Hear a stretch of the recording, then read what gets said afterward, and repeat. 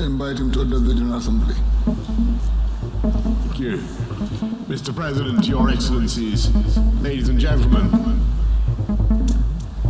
faithful late-night audience.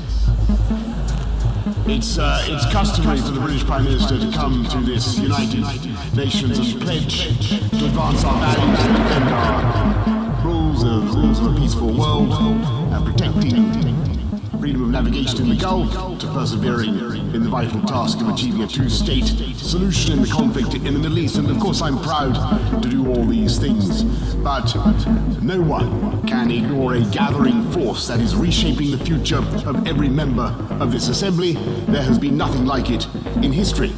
When I think of the great scientific revolutions of the past, print, the steam engine, aviation, the atomic age, I think of new tools that we acquired, but over which we, the human race, had the advantage, which we control. And that is not necessarily the case in the digital age. You may keep your secrets from your friends, from your parents, your children, your doctor, even your personal trainer. But it takes real effort to conceal your thoughts from Google. And if that is true today, in future, there may be nowhere to hide. Smart cities will pullulate with sensors, all joined together by the Internet of Things. Bollards communing invisibly with lampposts, so there is always a parking space for your electric car, so that no bin goes unemptied, no street unswept, and the urban environment is as antiseptic as a Zurich pharmacy. But this technology could also be used to keep every citizen under round-the-clock surveillance. A future Alexa will pretend to take orders, but this Alexa will be watching you, clacking her tongue and stamping her foot. In future, voice connectivity will be in every room and almost every object. Your mattress will monitor your nightmares, your fridge will beat for more cheese, your front door will sweep wide the moment you approach like some silent butler. Your smart meter will go hustling of its own accord for the cheapest electricity, and every one of them minutely transcribing your every habit in tiny electronic shorthand, stored not in their chips or in their innards, nowhere you can find it, but in some great cloud of data that lowers ever more oppressively over the human race. A giant dark thundercloud waiting to burst, and we have no control over how or when the precipitation will take place. And every day that we tap on our phones or work on our iPads, as I see some of you are doing now, we not only leave our indelible spore in the ether, but we are ourselves becoming a resource, click by click, tap by tap, just as the Carboniferous period created the indescribable wealth, leaf by decaying leaf, of hydrocarbons. Data is the crude oil of the modern economy, and we're now in an environment where we don't know who should own these new oil fields. We don't know who should have the rights or the title to these gushers of cash, and we don't know who decides how to use that data. Can these algorithms be trusted with our lives and hopes? Should the machines, and only the machines, decide whether or not we are eligible for a mortgage or insurance, or what surgery or medicines we should receive? Are we doomed to a cold and heartless future in which computer says yes or computer says no, with the grim finality of an emperor in the arena? How do you clean an algorithm? How do you get it to see extenuating circumstances? And how do we know that the machines have not been insidiously programmed to fool us or even to cheat us? Hi, I'm Michael Pilarski, and I'm here to give a plug for permaculture. What is permaculture? It's the design of sustainable human habitats. It's the design of a world that gets richer and richer in terms of biomass, life, biodiversity, healthy forests, rivers, waters, etc. And why should you be concerned about permaculture? Because Every human on Earth is drawing on the Earth's resources, and we all have to give back in some way. Everybody owes a debt, so to speak, and so we all have to do something to help the Earth.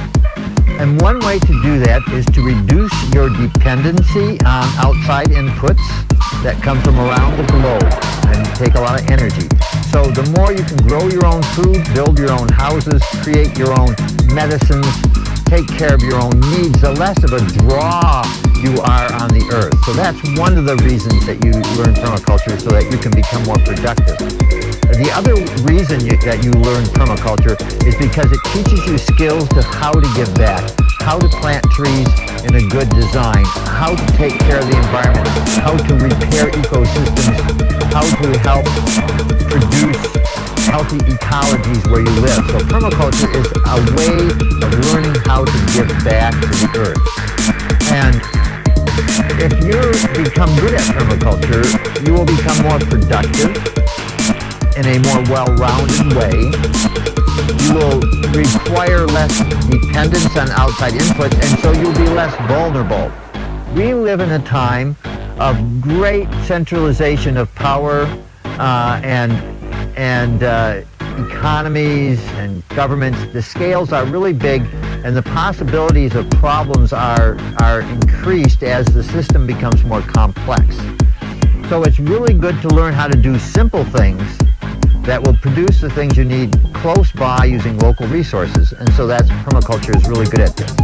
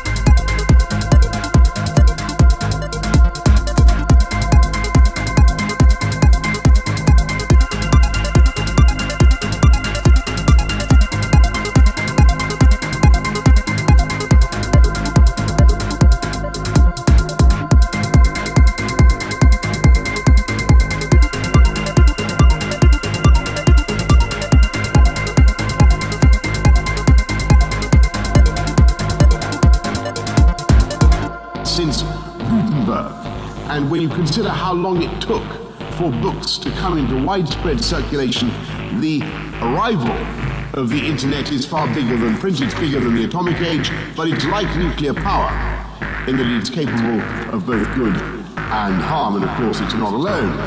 As new technologies seem to race towards us from the far horizon, we strain our eyes as they come to make out whether they are for good or bad, friends or foes. AI, what will it mean? Helpful robots watching and caring for an aging population, or pink-eyed terminators sent back in the future to cull the human race?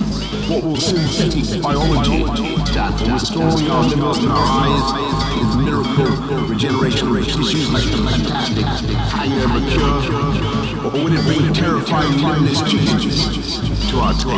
Will nanotechnology help us to beat disease? Or will it leave tiny robots to replicate the defenses of our souls? It is a trope as old as literature that any scientific advance is punished by the gods.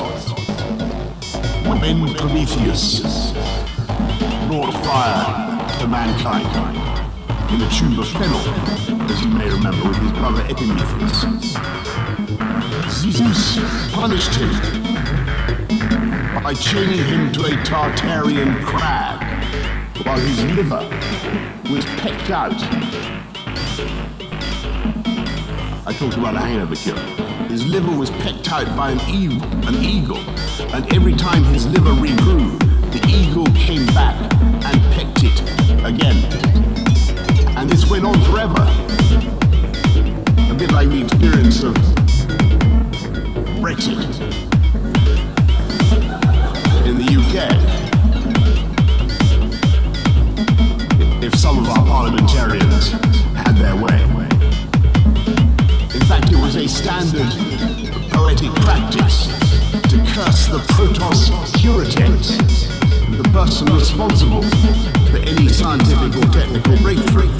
If only they had never invented the ship, then Jason would never have sailed the Colchis and all sorts of disasters would never have happened. It is a deep human instinct to be wary of any kind of technical progress. In 1829, they thought that the human frame would not withstand the speeds attained by Stephenson's rocket. And there are today people who are still actually anti-science.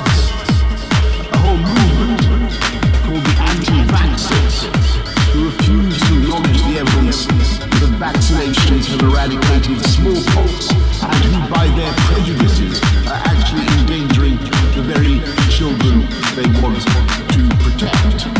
And I totally reject this anti-scientific pessimism. I'm profoundly optimistic about the ability of new technology to serve as a liberator and to remake the world wondrously and benignly. Indeed, in countless respects, technology is already doing just that. Nanotechnology, I mentioned earlier, revolutionizing medicine by designing robots a fraction of the size of a red blood cell, capable of swimming through our bodies, dispensing medicine and attacking malignant cells like some Star Wars armada. Neural interface technology is producing a new generation of cochlear implants allowing the gift of hearing to people who would otherwise not be able to hear the voices of their own children.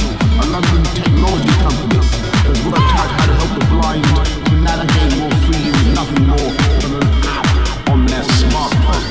New technology is produced in Britain, helping the deaf to hear and the blind to see. We need to think that printing is something that you need to run on. Now a British company uses 3D printing to make an engine capable of blasting a rocket into space. African countries, millions of people without bank accounts can now transfer money using a simple app. They can buy solar energy and leap in one transaction from no electricity to green power. And new advances are making renewable energy ever cheaper, aiding our common struggle against climate change. Our understanding of the natural world is being transformed by genome sequencing, the discovery of the very essence of life itself. There's a secret genetic code that animates the spirit of every living being. It allows medical breakthroughs, the like of which we have never known. Treatments tailored to the precise genetic makeup of the individual. So far, we have discovered the secrets of less than 0.3% of complex life on the planet. Think what we will achieve, when. And it is a matter of when. We understand 1 or 2%, let alone 5 or 10%. But how we design the emerging technologies behind these breakthroughs and what values inform their design will shape the future of humanity. And that is my point to you tonight, my friends, excellencies. At stake is whether we bequeath an Orwellian world designed for censorship and repression and control, or a world of emancipation, debate and learning, where technology threatens famine and disease, but not our freedom. 7 decades ago, this General Assembly adopted the Universal Declaration of Human Rights with no dissenting voices, uniting humanity for the first and perhaps the only time behind one set of principles. And our declaration, our joint declaration, upholds freedom of opinion and expression, the privacy of home and correspondence, and the right to seek and impart information and ideas. unless we ensure that new technology reflects this spirit, I fear that our declaration will mean nothing and no longer hold. So the mission of the United Kingdom and all who share our values must be to ensure that emerging technologies are designed from the outset for freedom, openness and pluralism, with the right safeguards in place to protect our people. Month by month, vital decisions are being taken in academic committees, company boardrooms and industry standards groups. They are writing the rule books of the future, making ethical judgments, choosing what will or will not be rendered possible. Together, we need to ensure that new advances reflect our values by design. There is excellent work being done in the EU, the Commonwealth, and of course, the UN, which has a vital role in ensuring that no country is excluded from the wonderful benefits of this technology and the industrial revolution it is bringing about. But we must be still more ambitious.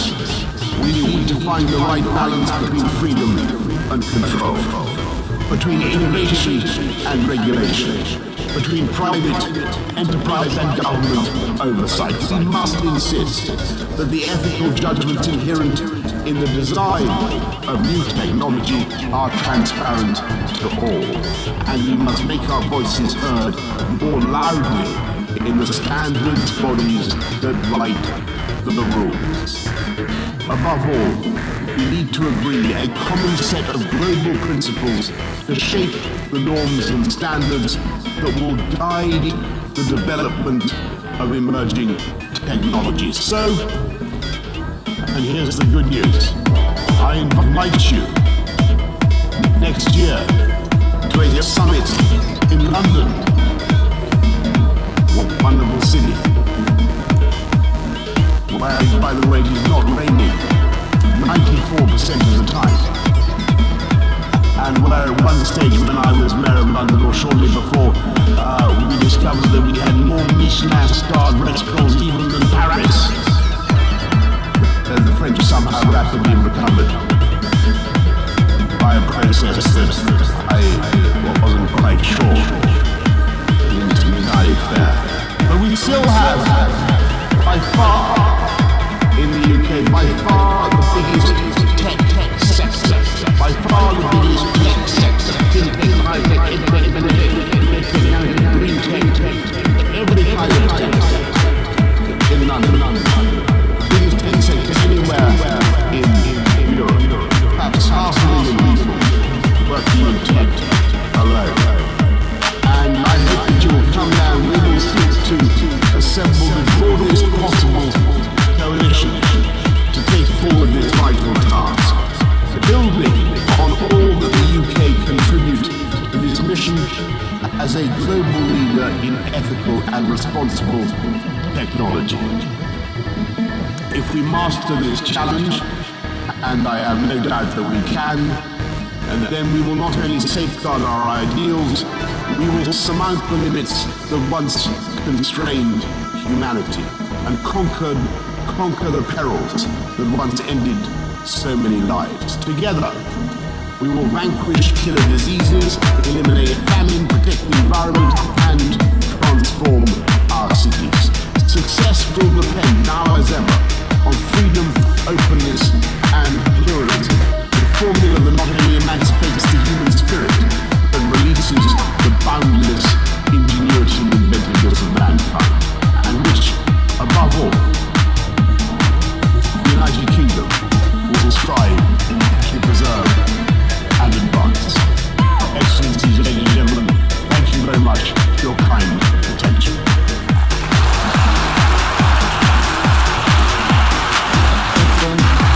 Prime Minister of the United Kingdom of Great Britain and Northern Ireland, and I request protocol to escort His Excellency.